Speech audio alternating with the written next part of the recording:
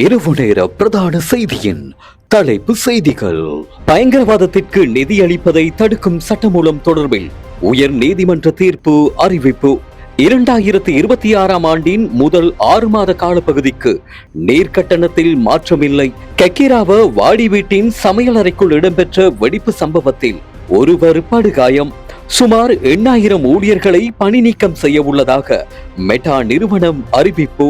Iran மீது நடத்தப்படவிருந்த தாக்குதல் தற்காலிகமாக நிறுத்தம் டொனால்ட் ட்ரம்ப் அறிவிப்பு. செய்திகளை வாசிப்பவர் அரவிந்தன் பானுப்பிரியா. பயங்கரவாதத்திற்கு நிதியளிப்பதை தடுக்கும் உடன்படிக்கை சட்டமூலமானது நாட்டின் அரசியலமைப்பிற்கு முழுமையாக இணங்கக்கூடிய வகையில் அமைத்துள்ளதாக உயர் நீதிமன்றம் தீர்ப்பளித்துள்ளது. இந்த தீர்மானத்தை சபாநாயகர் கலாநிதி ஜகத் விக்ரமரத்ன இன்று காலை பாராளுமன்றத்திற்கு அறிவித்திருந்தார். அரசியலமைப்பின் 121 1ஆம் பிரிவின் கீழ் முன்வைக்கப்பட்ட சவால் ஒன்றை தொடர்ந்து உயர் நீதிமன்றத்தின் இந்த தீர்ப்பு அறிவிக்கப்பட்டுள்ளதாக சபாநாயகர் தெரிவித்துள்ளார். இந்த சட்டம் மூலம் ஒட்டுமொத்தமாகவும் அதேபோன்று அதிலுள்ள ஒவ்வொரு விதிகளும் அரசியலமைப்பின் எந்த ஒரு பிரிவுக்கும் முரணாக அமையவில்லை என நீதிமன்றம் முடிவு செய்துள்ளதாக அவர் மேலும் குறிப்பிட்டுள்ளார். 2026ஆம் ஆண்டின் முதல் 6 மாத காலப்பகுதிக்குள் தற்போதைய நீர்க்கட்டணத்தை எவ்வித திருத்தங்களுமின்றி அவ்வாறே பேணி செல்வதற்கு அமைச்சரவை அங்கீகாரம் வழங்கியுள்ளது. வீடமைப்பு நிர்மாணத்துறை மற்றும் நீர்வளங்கள் அமைச்சினால் சமர்ப்பிக்கப்பட்ட இதற்கான முன்மொழிவுக்கு அமைச்சரவை அங்கீகாரம் வழங்கியுள்ளது.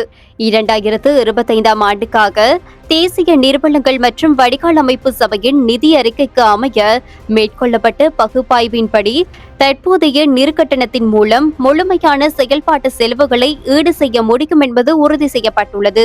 அதற்கமைய 2026ஆம் ஆண்டின் முதல் 6 மாத காலப்பகுதியில் தற்போதைய நீர்க்கட்டணத்தை எவ்வித மாற்றமுமின்றி தொடர்ந்து பேணி செல்வதற்காக வீடமைப்பு நிர்மாணத்துறை மற்றும் நீர்வளங்கள் அமைச்சினால் சமர்ப்பிக்கப்பட்ட முன்மொழிவுக்கு அமைச்சரவையின் உடன்பாடு வழங்கப்பட்டுள்ளது. கெக்கிராவ வாடி வீட்டின் சமையலறைக்குள் இன்று காலை வெடிப்பு சம்பவம் ஒன்று இடம்பெற்றுள்ளது.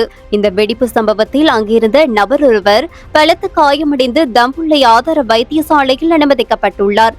குறித்த வெடிப்பின் காரணமாக அதன் கூரை மற்றும் வீட்டு உபயோக பொருட்களும் பலத்த சேதமடைந்துள்ளதுடன் இந்த வெடிப்பு எதனால் ஏற்பட்டது என்பது இதுவரை கண்டறியப்படவில்லை என தெரிவிக்கப்படுகிறது.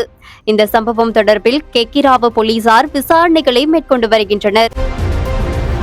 செயற்கை நுண்ணறிவு வளர்ச்சி மற்றும் நிறுவன மறுசீரமைப்பு நடவடிக்கைகளின் ஒரு பகுதியாக சுமார் 8000 ஊழியர்களை பணி நீக்கம் செய்ய உள்ளதாக மெட்டா நிறுவனம் அறிவித்துள்ளது. இந்த பணி நீக்க நடவடிக்கை நிறுவனத்தின் ஒட்டுமொத்த ஊழியர்களில் சுமார் 10% பாதிக்கும் என தெரிவிக்கப்பட்டுள்ளது.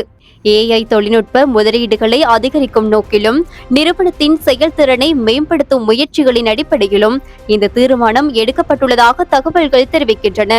உலகளாவிய தொழில்நுட்ப நிறுவனங்கள் பலவும் அண்மைக்காலமாக AI துறையில் அதிக முதலீடுகளை மேற்கொண்டு வருவதுடன் அதனுடன் தொடர்புடைய மறுசீரமைப்பு நடவடிக்கைகளிலும் ஈடுபட்டு வருகின்றவை குறிப்பிடத்தக்கது.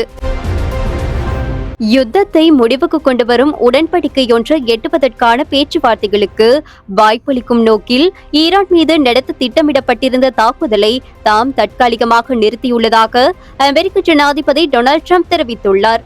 இதன்போது கருத்து தெரிவித்த ட்ரம்ப் நாளை ஈரான் மீது நடத்தவிருந்த தாக்குதலை மேற்கொள்ள வேண்டாம் என அமெரிக்க ராணுவத்திற்கு நான் அறிவுறுத்தியுள்ளேன்.